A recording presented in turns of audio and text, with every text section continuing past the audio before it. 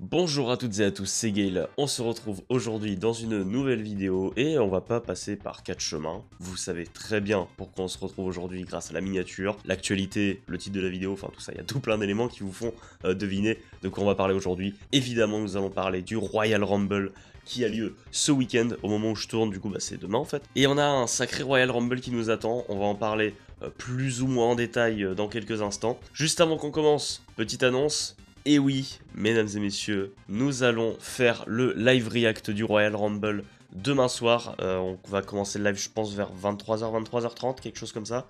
Et on va suivre cette soirée ensemble, donc n'hésitez pas à passer sur le live pour suivre cette aventure, pour suivre ce Royal Rumble. On va vivre les surprises, les retours peut-être, les victoires de John Cena et de je ne sais pas qui au Royal Rumble. Enfin, voilà, ça va être très sympa, ça va être une toute première pour moi de live react un show la nuit déjà, et d'autant plus un Royal Rumble, donc ça va être très sympa. Donc je vous donne rendez-vous demain soir à partir de 23h30 on va dire. Donc voilà, live react du Royal Rumble demain soir, et la review devrait sortir, je sais pas, ça va être en fonction de mon état de fatigue, mais dimanche ou lundi, on va voir. Et avant qu'on commence, évidemment vous connaissez la musique, la chanson. N'hésitez pas à vous abonner à la chaîne si vous appréciez le contenu et que vous voulez en voir plus. Et bien sûr liker la vidéo si vous passez un bon moment en ma compagnie. N'hésitez pas à me faire part de vos pronostics pour le Royal Rumble dans les commentaires. Et je pense qu'on va pouvoir commencer dès maintenant, on va se jeter dans le grand bain. Et on va commencer de ce pas par parler du Royal Rumble féminin. Nous avons déjà quelques noms d'annoncés, notamment bien évidemment Charlotte Flair qui va faire son retour, Nia Jax, Bayley, Bianca Belair, Naomi, Liv Morgan, Naira Valkyria, et je crois qu'il y en a quelques autres, mais je suis pas certain au moment où je tourne. Quoi qu'il en soit, on a quelques noms d'annoncés. On va pas rentrer dans le débat de est-ce que c'est mieux d'annoncer les noms ou pas pour créer de la hype, est-ce que c'est pas mieux d'avoir des surprises. Je suis plus d'avis d'avoir des surprises, mais bon, je comprends qu'on ait envie de faire grimper la hype avec les noms d'annoncés, donc bon, c'est pas vraiment sur ça qu'on va s'attarder. On va s'attarder sur qui va gagner. Et déjà que le Rumble masculin est très indécis, le Rumble féminin, je suis très partagé aussi. Il y a beaucoup moins de construction que pour le Rumble masculin, on s'en rend bien compte quand même. Et pour moi, il y a 4 noms qui pourraient faire figure de favoris, et je vais vous en faire part maintenant. Évidemment, Io Sky dans un premier temps, c'est vrai que c'est un peu sorti de nulle part, ce pronostic Io Sky. Beaucoup de gens se sont mis d'accord pour dire que tout simplement c'est l'une des meilleures, qui mériterait d'avoir cette victoire au Royal Rumble. Mais je sais pas trop si on va vraiment partir pour ça. Est-ce que Io Sky c'est assez bankable? Est-ce que ça fait vendre assez de tickets pour WrestleMania? Enfin, c'est comme ça que la WWE doit penser un minimum, je pense. Parce que quand tu compares aux 3 autres noms que j'ai dans ma liste, c'est des noms qui font tout de suite plus vendeurs. Et déjà, le deuxième nom dont je vais parler, c'est Bianca Belair. Évidemment, Bianca Belair qui a gagné le Rumble déjà en 2021. Même si dernièrement, elle a pas une grosse construction pour aller remporter le Royal Rumble, elle a cette histoire, on sait pas trop où ça va aller avec Naomi, avec Jade Cargill, tout ça. C'est un peu complexe, mais il y a forcément cette potentielle affiche avec Rhea Ripley qui me fait rêver comme pas possible. C'est le match que j'ai envie de voir. Je rêve de voir ça, j'espère que ce serait un bon match en tout cas si ça a lieu. Et bah, ça pourrait peut-être être le bon timing, et peut-être que l'histoire avec Jade Cargill, on mettrait ça de côté et on verrait ça après WrestleMania potentiellement. Parce que là, Jade Cargill, ça fait un moment qu'elle est écartée des écrans, peut-être qu'elle reviendra au Royal Rumble justement, mais je me dis que il faudra peut-être un peu de temps avant de reconstruire Jade Cargill, parce que bah, la hype est beaucoup redescendue depuis qu'elle est partie. Et peut-être que Bianca Belair pourrait se diriger vers un titre mondial à WrestleMania. Et après, évidemment, on parle de Rhea Ripley, mais pourquoi pas un match contre Tiffany Stratton, même si ce n'est pas ce qu'on attend, puisque on va parler évidemment de Charlotte Flair, qui s'est annoncée au Royal Rumble, qui va revenir au Royal Rumble, et qui a une route toute tracée pour aller affronter Tiffany Stratton à WrestleMania. Ce sera un match complètement symbolique, parce que Tiffany Stratton est déjà vue comme la relève de Charlotte Flair. Et passer par le Royal Rumble pour y arriver, bah ça paraît plutôt évident. Charlotte Flair c'est la queen, elle gagne tout le temps, elle est trop forte. Je suis pas forcément pour Charlotte Flair, je pense qu'on peut trouver un moyen de l'amener à WrestleMania autrement. Évidemment l'Elimination Chamber, ou tout simplement la storyline comme ça, voilà, je sais pas. Et pourquoi pas à l'Elimination Chamber mettre un des titres mondiaux en jeu pour changer un petit peu, parce que se servir de l'Elimination Chamber exclusivement comme moyen de se qualifier à WrestleMania, je suis pas forcément contre, mais qu'on ait vraiment que ça depuis des années, je trouve ça un peu dommage. Bon, j'ai pas particulièrement envie de voir Charlotte Flair gagner, mais ça semble être le pronostic le plus évident. Mais il y a une dernière personne qui n'a pas été annoncé pour le Rumble, mais qui a été annoncé comme avoir re-signé avec la WWE il y a quelques temps. C'est Becky Lynch, évidemment, qui avait été écartée des écrans, bah, je crois, depuis... Je me demande si c'est pas depuis qu'elle a perdu le titre contre Liv Morgan, donc du côté de King and Queen of the Ring l'an dernier. Et un retour pour aller potentiellement chercher une revanche contre Rhea Ripley. C'est vrai que là aussi ça fait envie, ça fait grosse affiche. Est-ce que ce serait pas l'occasion du coup de reprendre cette histoire et de nous donner encore un autre match complètement au-dessus du premier. Putain, j'arrive pas à parler, je suis fatigué, au secours. Je sais pas, après Becky Lynch, elle a absolument pas été construite du coup pour remporter ce Royal Rumble parce qu'elle était tout simplement pas là. Et on aurait un effet un peu style Ronda Rousey en 2022, même si bon, Becky Lynch est quand même beaucoup plus légitime que Ronda Rousey, qu'on s'entende bien. Mais bon voilà, maintenant il est temps de choisir, et je vais peut-être être à contre-courant, mais je partirais bien sur une victoire de Bianca Belair. C'est peut-être la moins plausible des 4 qu'on a là, mais c'est aussi celle que j'ai le plus envie de voir, pour les raisons que je vous ai énoncées juste avant. Et voilà, l'histoire avec Jade Cargill, on peut mettre ça de côté. Admettons, sur la route de WrestleMania, elle perd les titres par équipe avec Naomi, je sais pas. Mais voilà, j'ai envie de partir sur une victoire de Bianca Belair. J'y crois moyen, mais c'est en fait ce que j'ai envie de voir, donc écoute. Voilà, victoire de Bianca Belair, et on fait ça avec Rhea Ripley pour WrestleMania. On passe aux championnats par équipe qui sont défendus en Premium Live Event pour la première fois depuis WrestleMania 40, il me semble. DIY contre les Motor City Machine Gun dans un 2 out of 3 falls. Et alors, on va être très bref sur ça, j'ai quasiment rien suivi à la storyline.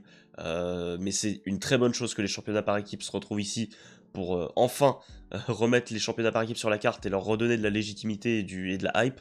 Je pense que le match peut être excellent parce que là t'as 2 des meilleures équipes à la WWE en termes de catch. Mais maintenant j'ai envie de croire que DIY semble être sur une dynamique intéressante avec ce heel turn tout récent, les titres. Peut-être qu'on peut les faire gagner de manière pas complètement clean à la limite pour protéger un peu les Motor City Machine Gun qui...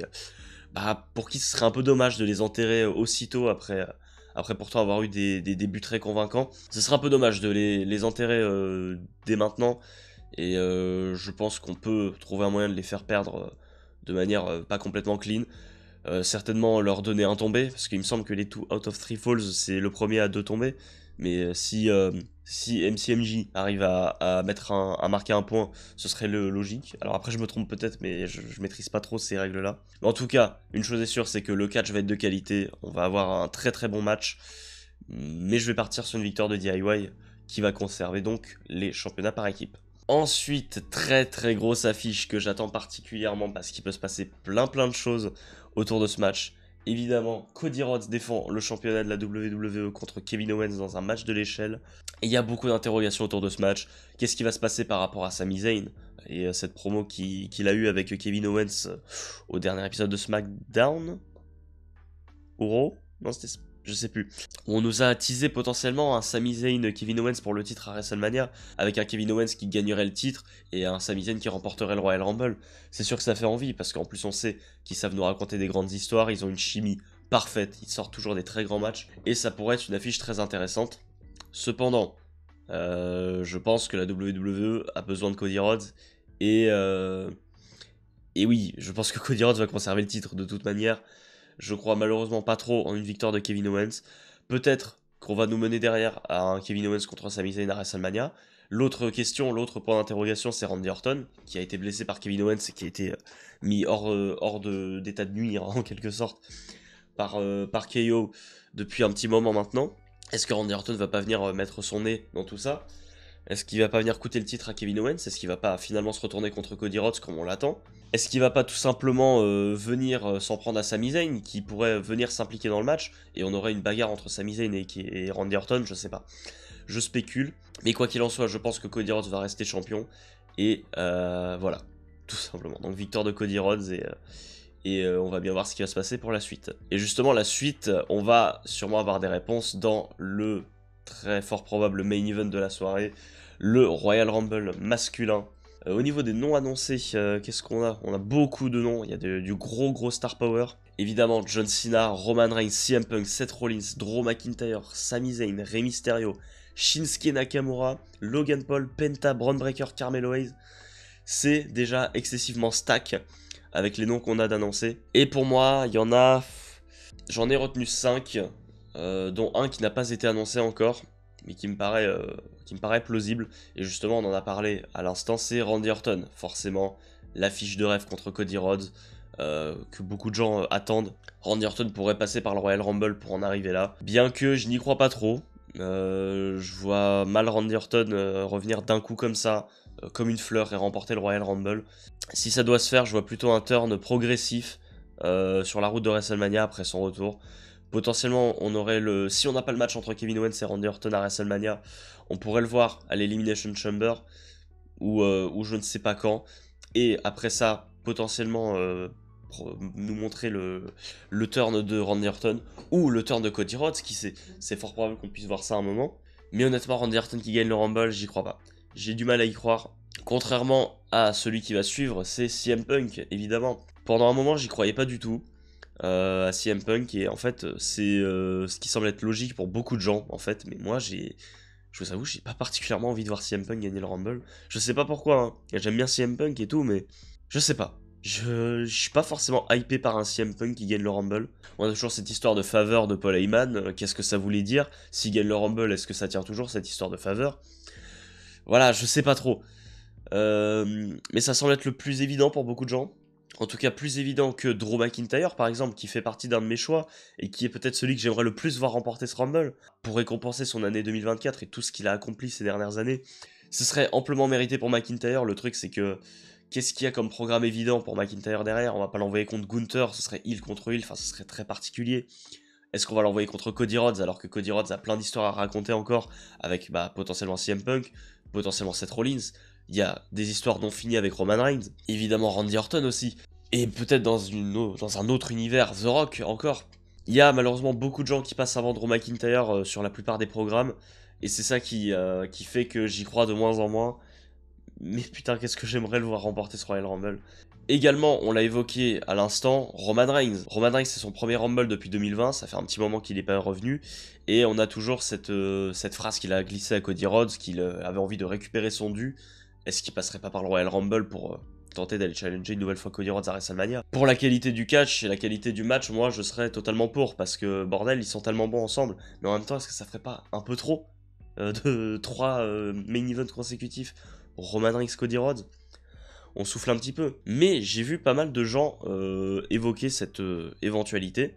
Roman Reigns remporte le Royal Rumble, challenge Cody Rhodes, et CM Punk utiliserait potentiellement sa faveur, donnée par Paul Heyman, et potentiellement se glisserait dans le main event, et on aurait un triple menace. Ou alors, il obtiendrait un match contre Roman Reigns, admettons à l'Elimination Chamber, où la place de main eventer de WrestleMania serait remise en cause. C'est une éventualité, et c'est peut-être le scénario qui m'intéresse le plus, et qui me paraît le plus plausible à la fois. Mais il y a également un dernier nom, qui semble être l'un des grands favoris, c'est John Cena. Voilà, son dernier Royal Rumble, sa dernière année, aller chercher le 17ème titre pour potentiellement affronter Gunther, ce qui semble être le plus logique, même si un match contre Cody Rhodes pourrait se faire également. Et j'avoue qu'une victoire de John Cena, je vous avoue que je préférerais voir John Cena gagner le Rumble plutôt que CM Punk. Je sais pas pourquoi, CM Punk, j'ai pas particulièrement envie. Hein. Alors que John Cena, il y a une super belle histoire qui peut être racontée, mais si c'est bien amené, ça peut être vraiment super. Et je sais pas. Je sais pas qui choisir. Eh bien, vous savez quoi, j'y crois pas du tout. Tous mes pronostics, j'y crois pas. En tout cas, les pronostics des vainqueurs du Rumble, j'y crois pas. Donc bon, on va aller jusqu'au bout. Le but, c'est pas d'avoir raison, c'est juste de débattre. Je vais partir sur une victoire de Roman Reigns. Parce que j'ai envie que ça arrive. Et voilà, on peut donner du sens avec cette histoire de CM Punk, la faveur de Paul Heyman. Après, peut-être que leur but au départ, c'est du storytelling à long terme, et peut-être que on aura la réponse à tout ça plus tard dans l'année. Mais je me dis que ça peut être cool quand même d'avoir un Roman Reigns qui gagne le Rumble, un CM Punk qui se glisse dans l'histoire. Et voilà, victoire de Roman Reigns. Et voilà, tout le monde va râler, et puis c'est pas grave. Bon bref, je suis explosé, je sais pas si ça se voit, mais oh là là. Quoi qu'il en soit, je vous donne rendez-vous demain soir pour suivre ce Royal Rumble tous ensemble. J'ai très hâte parce que c'est très indécis, il y a beaucoup de potentielles surprises, il va y avoir beaucoup de qualité dans le ring aussi. Ça va être très intéressant et j'ai plutôt hâte de partager ça avec vous. Maintenant, vous connaissez, abonnez-vous, lâchez un petit like pour soutenir la chaîne, ça fait toujours plaisir. Et qu'est-ce que j'ai de plus à vous dire ? On se retrouve demain en live pour le Rumble. Et sinon, si vous n'êtes pas là pour le Rumble, on se retrouve dans de prochaines vidéos. C'était Gale. Arrivederci.